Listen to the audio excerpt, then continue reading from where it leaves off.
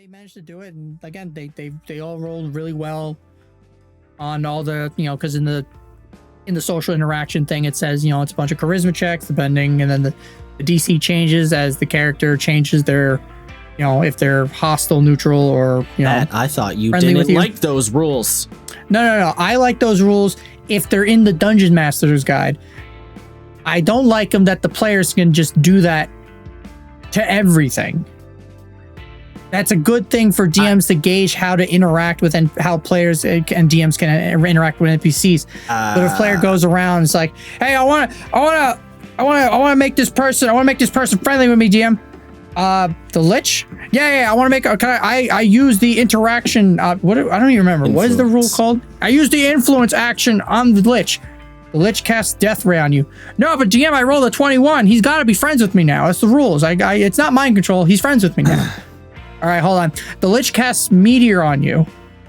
I think you're misinterpreting a little bit how that rule is intended, but okay. Well, because again, I don't think that the influence action needs to be a thing. There's a lot of negatives, but it is a thing in the DMG right now. It's a thing in the DMG, but it's not a thing that like the DM goes, all right, players, you're interacting with the fucking your NPC. Now do this thing or else you fail. It's gauging how to learn how to role play as a DM, so that way you can make those on the fly decisions and be like, all right, well, this player just insulted a person, so they're probably not going to help him out.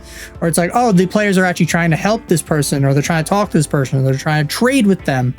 And it's a good way of like having that social interaction and learning as a DM how to, not deal with it. That's not the right word, but how to, what's the right, fuck, my brain not working properly. I guess how to deal, not how to deal with them is not the right term, but how to handle those social interactions where you're not sure how the players or how the NPC will react to the players and what they do. I think you're giving that one little influence action a lot of weight. I mean, look it up, man. There's a ton of videos on people poo-pooing on it. I mean, mostly a lot of DMs, because it's one of the things from 4E that a lot of people complained about, that I know players taking the reins from the DM a lot of the times, and the DM just sits there for 15 minutes while the player's like, all right, then this thing happens, and this activates his other power, which activates his other power, which activates my action, which activates my bonus action. And the DM's just sitting here going like, guys, can I play? I would like to play the game. I think that one little influence action that was in the fucking OneD&D playtest, people are acting like it's so drastically different from the thing that's in the DMG, and I don't really feel like it's that different. It's just a rewording of what was already in the DMG mostly. I don't remember this being in the DMG. That being said, it is. I think basically like everyone, my memory of the DMG is spotty, inconsistent, and often filled with white spots. It's in there. It's just not called the influence action. They don't call it an action. It's just like a suggestion on how you could potentially run social encounters. It's the section. It's in chapter 8 of the DMG. It's literally called social interactions. Yeah, it's very, very similar to the wording that was on that influence action thing. They just reworded something that was already there and put it in what will potentially be the player's handbook in the future. Right. I don't think it's whatever. I don't know. People are giving it a lot of attention. I think it's going to get mostly ignored anyway. It's kind of whatever. No, because they changed it from the first pass to the second pass, and they clarified some things because a lot of people. No, I'm saying players will ignore it. Like, I don't think anyone's really players will ignore it? Do anything with it. Like both players and GMs, I don't think anyone's really going to do anything with it. I think people I'm already seeing a lot of not grognards, but fucking mid-maxing munchkins on DMs being like, I can't wait to fucking influence everything. Yeah, but you can true. Though it is worth saying, there are like a lot of things that how do I want building the game with min-maxers in mind, I feel like is dangerous, and you see that happen a lot with fighting games. Wow, take a shot because Isaiah's talking about fighting games, right? Like, no, it's only a shot. It's only a shot if I do it. Oh, fair enough. All right. Well, so like a lot of people in the competitive scene say don't build, or sorry, a lot of people who aren't in the competitive scene say don't build fighting games based on competitive play. And why, I'm not entirely sure, to be honest. I just know that it is said. but there is like I can sort of extrapolate. Huh? I can go into it. I mean, you might as well. You help me here. I'll let you finish what you're saying. Well, I mean, I don't know the exact reasons because I don't watch fighting games competitively, but I understand the idea, right? Like you don't want to build a rule set based on the smallest percentile of people, because you're not really catering to anyone in particular other than the fringe of the fringe group. Right. So I think what Matt's saying is that the influence action is sort of catering to the fringe. Sort of. I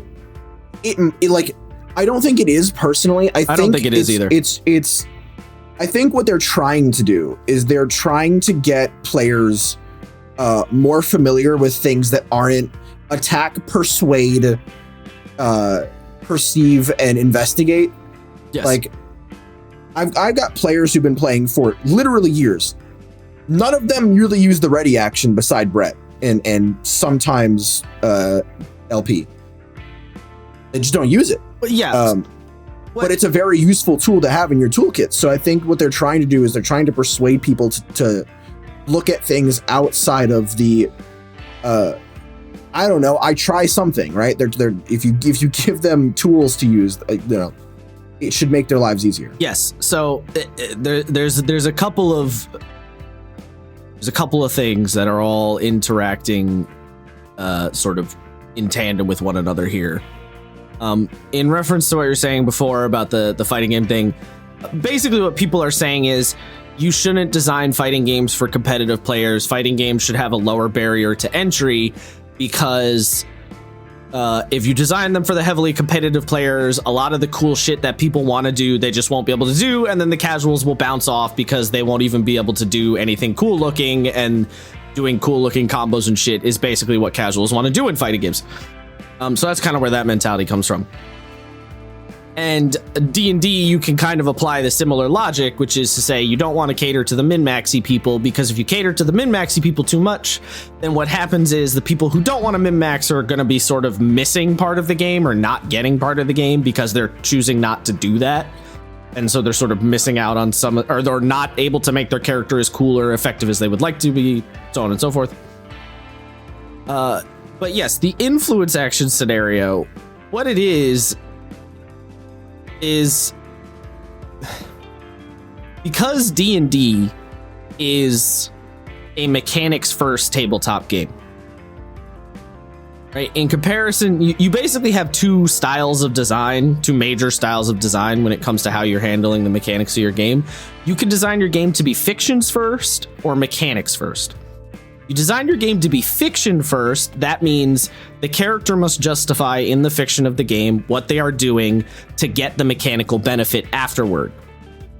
So for an example, in Apocalypse World, if you have an ability that says you get +1 forward, which is to say you get a +1 to your next roll, you don't just get to say, I give my companion +1 forward. You have to say to the DM, I would like to help out. Oh, actually, sorry. Here, let me rephrase it. Let's use the help action, because that's actually a thing in both games. I forget what Apocalypse World calls it. Might assist or something like that. In Apocalypse World, you don't get to just say, I'm helping my friend. You have to say to the GM how you're helping them, and then describe what you do in order to do that. Oh, help or interfere with someone. That's what I was thinking of. You have to say what you're doing in order to activate the help move, and then once you roll, you get the mechanical benefit. In D&D, you don't have to describe how you're helping, rules as written. You just have to say, I would like to use the help action on my teammate, right? So D&D is mechanics first, Apocalypse World is fiction first. Because D&D is mechanics first, you end up in a scenario where when people get into combat, they say, all right, I can do X thing, I can do Y thing, I can do Z thing, I can do some combination of the three, I have this ability that activates on this turn, blah, blah, blah. Everything's very solid and straightforward. When you're not in a combat encounter, if you're talking, as we've been talking about, social encounters, those mechanics are not there. There's nothing that says in D&D, you can roll a persuasion to do X thing to the NPC during the social encounter, right? Like there's no There's no spiritual weapon in a social encounter. You can't like summon an ally to give you a bonus to your persuasion checks during this social combat, right? Like that's not a thing. The influence action is kind of a way to bridge that gap a little bit and push players into that train of thought in that, hey, players, you can use your mechanical abilities in social encounters too. And by creating the influence action, they're trying to kind of push people to think about it that way, because that's always been a thing, right? Like if you have an ability that is beneficial in some kind of social encounter, in fact, a lot of abilities have, like, particularly nowadays with newer subclasses, a subclass ability will have kind of a combat component and like a social component, right? You can use that ability the same as you would in combat, right? Like just because you're not in combat, there is technically still a sort of action bonus action economy underneath the whole time you're playing. It's just when you're in like a conversation and you're not in combat, you're not tracking it as granularly as you are in combat, right? Things kind of slow down to a very granular pace when you're in combat. But that action economy is technically, if you think about it in like a very, this is getting like real sort of game designy, the action economy is still going on the entire time you're in a social encounter. It's just you're not paying attention to it quite as close as a combat encounter. So the influence action is kind of a way of the devs to be like, hey, you can do actions in a social encounter. You can do things that aren't just like a persuasion check, right? Like there are things you can do. So I think Isaiah is right in that they're trying to encourage people to like do more stuff outside of just combat scenarios. However, Matt is right in that some people are going to look at that and think what that means is I get to tell the GM what to do because I activate my super influence power. I don't think that's what they intend it to be, though. I don't think the problem is. No, I don't think it's what they intended to be, but it can be, and it totally can be. Yes. The example I say about 4E, I literally heard a lot of people from like reading on like a couple of forums and like Reddit and like people who played in 4E being like, this is literally what happened to me in 4E, and it made me want to stop DMing. Yes, because the problem is people look at that influence action and they want to treat it the same as like a subclass ability. Like, I activate the thing and I do the thing because the game says so and the GM can't tell me no. But that's not really what the point is. The point is supposed to sort of encourage a different kind of thinking, because the way people think, a lot of players think about it right now is, not all players, but a lot of players, is, oh, when I'm in combat, I have like actions and bonus actions and specific things I can do. When I'm in a social encounter, I don't know, we're just kind of rolling around on the fly. But you're not actually, right? Like you're not really supposed to. You are supposed to still do mechanical interactions when you're in like a quote unquote social encounter. It's just a different set of interactions. And a lot of people boil it down to a persuasion check. Done. All of this that I'm talking about is why Burning Wheel has an entire social combat mechanic to do this, and it's literally its own like sub mechanical system for when you're having like a really intense debate or like a really important conversation. But you could put that in D&D. You could. I it requires some work. I do think that the big thing here, right, is like a lot of the influence actions perpetrated on what a lot of the game is based on, which is like beating a DC, right? Like, yes. The thing that they've literally said in all of the OneD&D things is there are instances where no matter how good their checks could be, no matter how hard they game something, they can't do it, right? Like, so I think that is their way of being like, you know, don't worry, if you pay attention, you won't get caught in this trap, because you can just say no, right? Like you're not saying no in the no, you can't do that, but you just tell them like, it doesn't matter what you roll, you're not, this is above DC 30, it is not possible. I'm sorry. You know what I mean? Yes.